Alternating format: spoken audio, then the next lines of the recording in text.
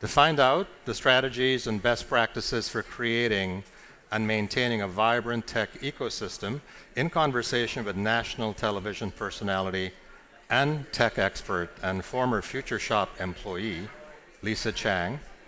Please put your hands together and welcome Patrick Brown, Mayor of the City of Brampton, Mohammed Zohaib Khan, Chairman at PASHA, that's the Pakistan IT Industry Association, and Fahad Al-Kuwari, Senior Manager, Investor Relations at Invest Qatar. Hello, everybody, and good afternoon. It's that 3 o'clock time. I think at this point in the clock, we're either looking for a snack, some caffeine, or a cocktail. Put your hands up if you're looking for any one of those things. Me too. Put your hands together for our esteemed panelists.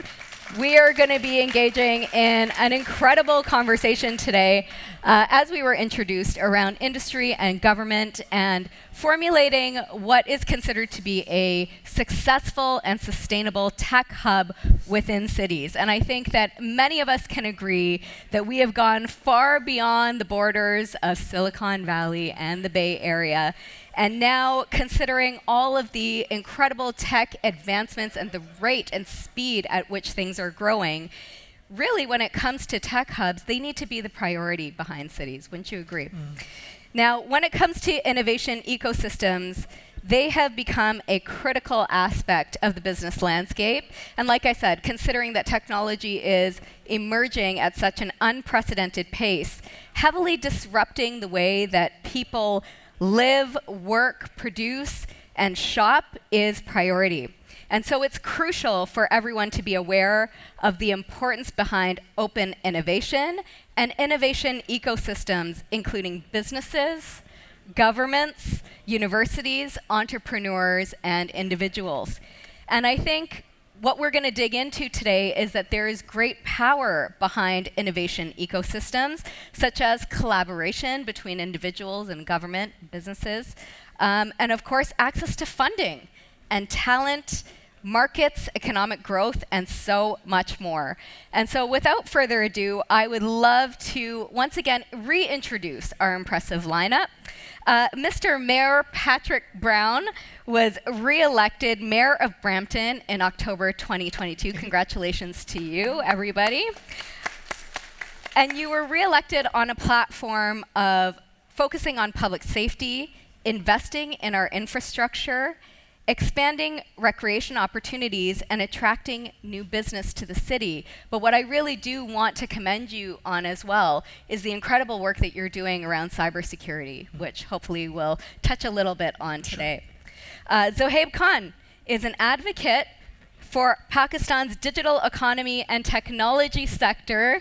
Zohaib is joining us from a plane, literally. He just landed, and what we spoke about a little bit backstage is that he lives on planes.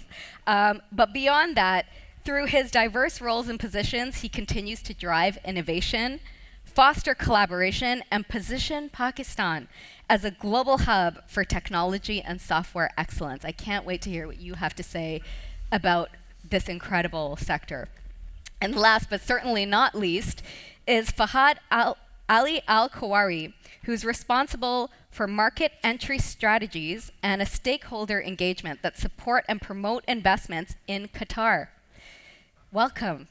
Before joining Invest Qatar, Fahad worked as an economist with Qatar Energy. And so please put your hands together once again for this incredible lineup. Now, you're all at the forefront of creating innovation ecosystems in your specific regions, all very different. What I would love to know is what is the most important element in fostering a sustainable innovation ecosystem and attracting long-term investment?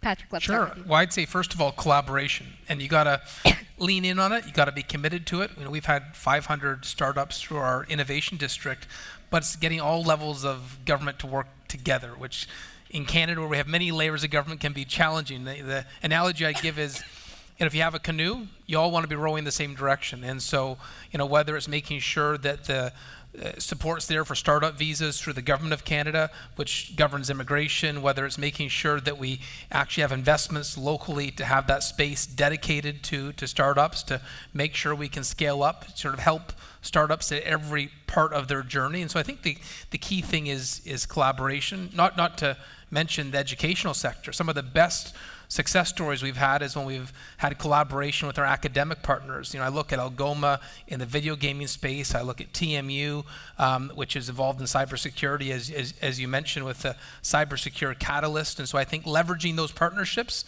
is probably the most important thing here in Canada to be able to lean into the sector. Amazing. And what about you? Yeah, thank you very much. I must say that Pakistan, having the population of 250 million people, and historically Pakistan is into the garments and textile and other commodities, and for IT sector especially, the 63% population of Pakistan is youth under the age of 35. Wow. Which is the gold mine of Pakistan. And luckily, when you mention about the investment environment, the government of Pakistan formed Special Investment Facilitation Council last year. And they identify 4 areas: agriculture, mining, energy, and information technology, which means the environment from red tapeism to red carpet, to provide an investor facilitation, internal and external investment. And the key element, especially all these initiatives, directives come from the top leadership.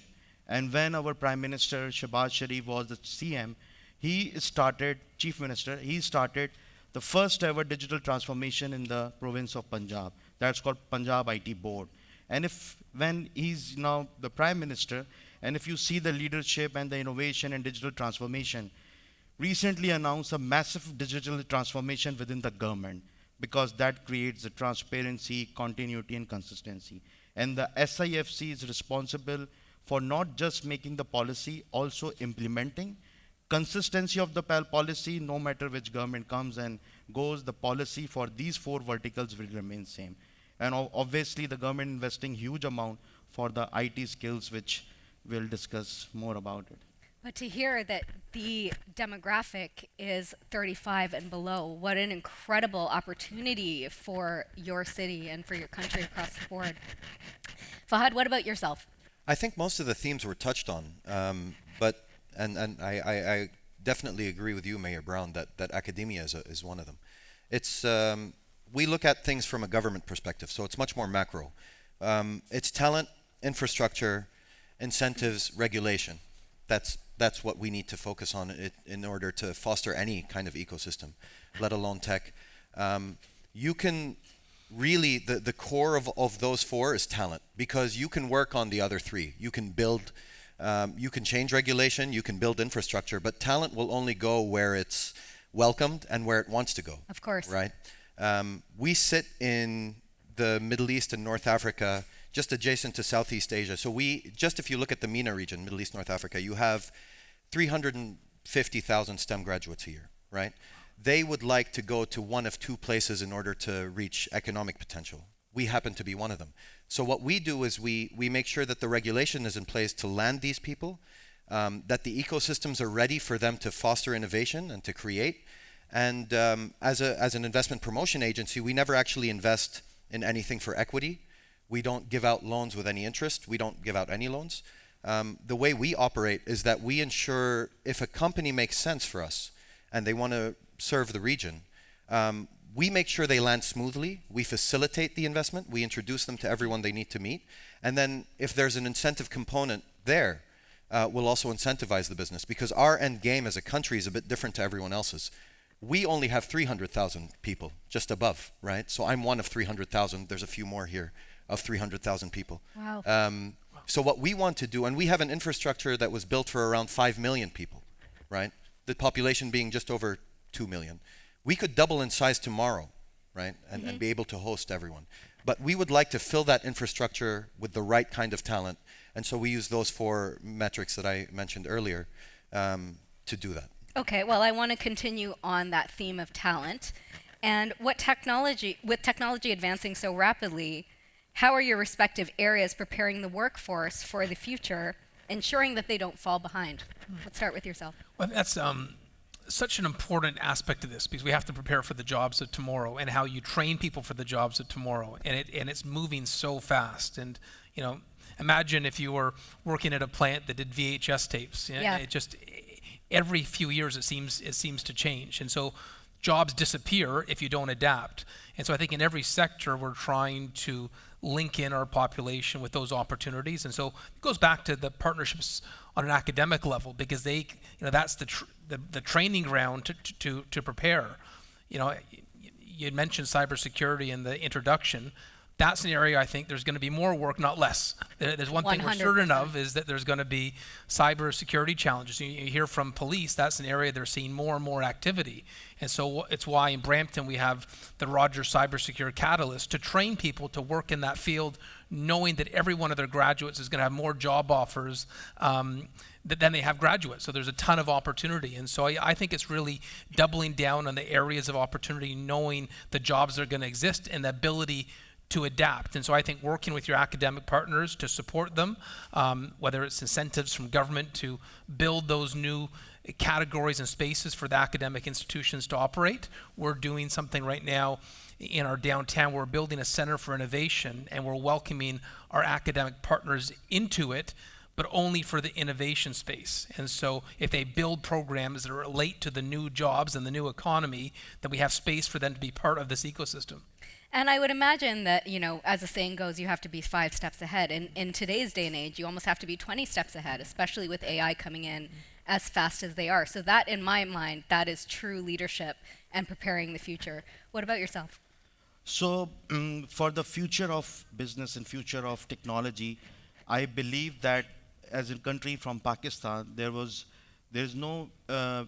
we are more focusing, rather than training 100 and 1,000 of people. Right now we are focusing on the massive level master training program, because there's a lack of trainers available globally.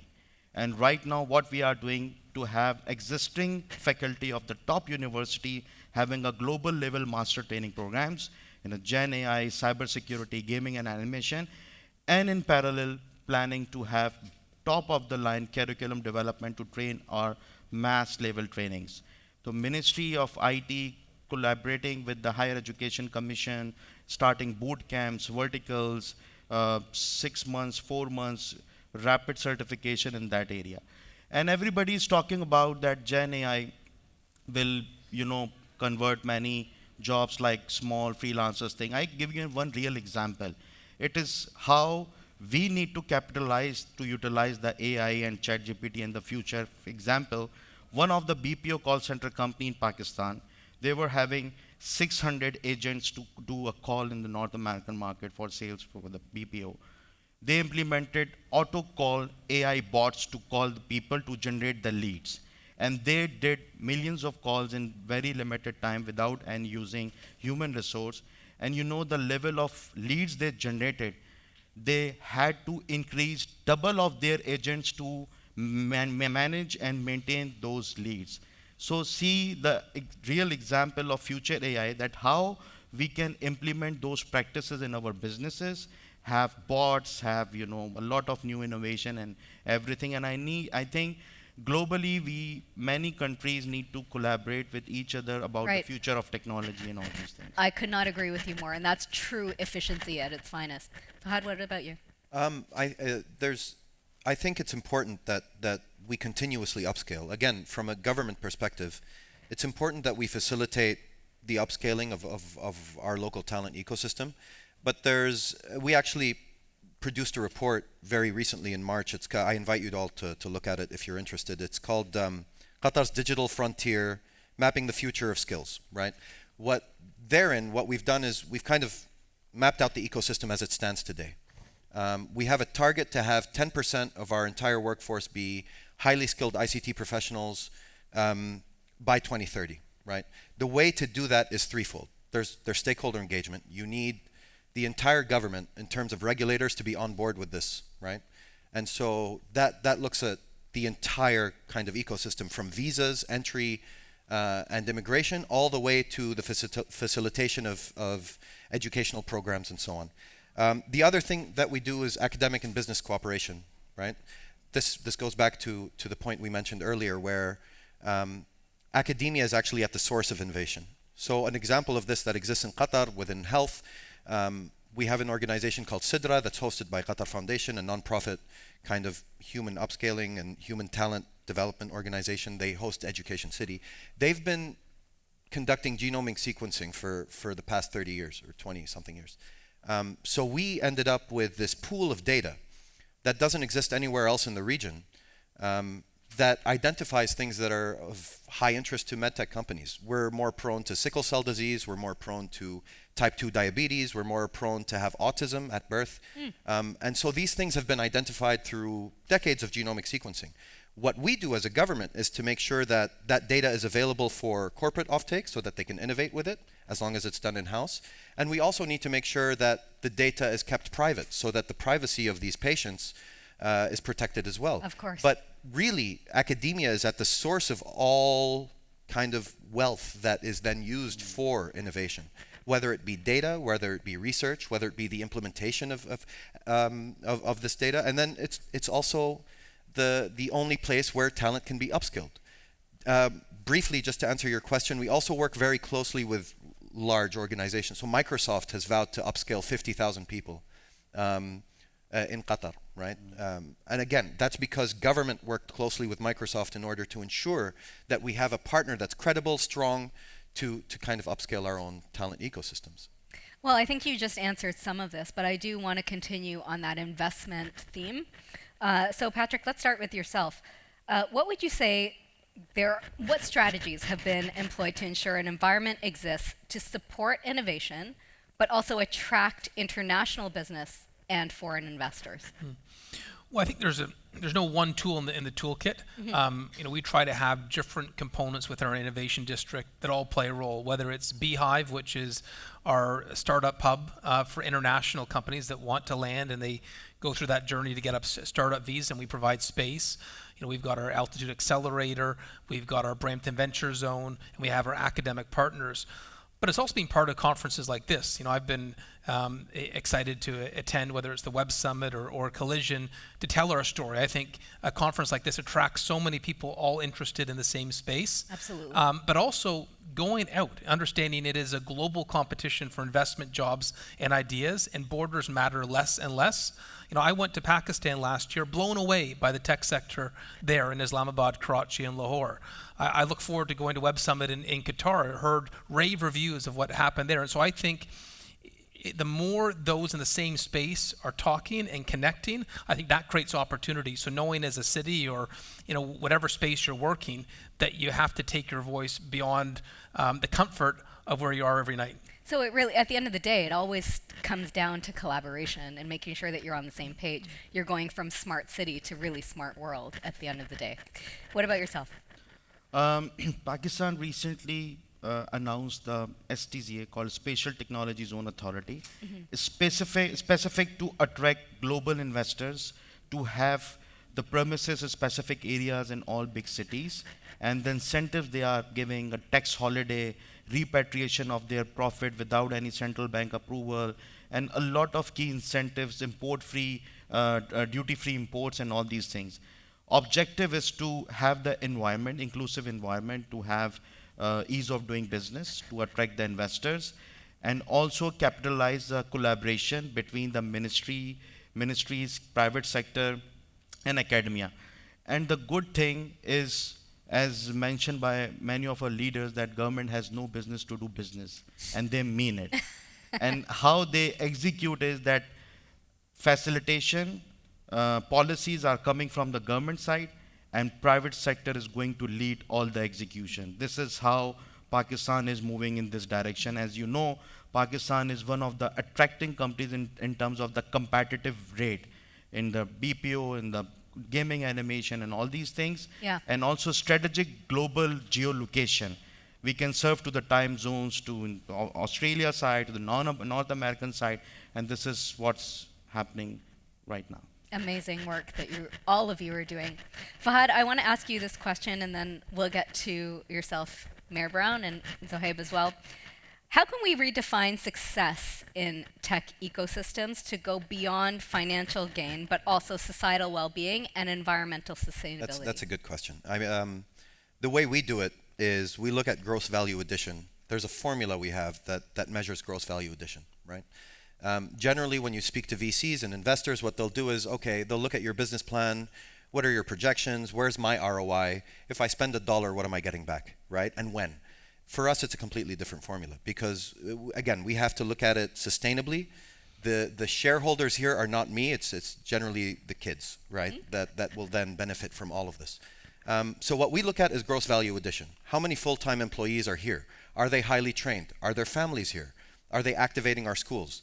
That's one aspect. That's the talent aspect. The other thing we look at is our own strengths. So we have a very strong energy sector. Canada has one as well. We have a very strong logistics sector because we've had to transport this energy everywhere. And then as a result of that, we have a very strong financial sector.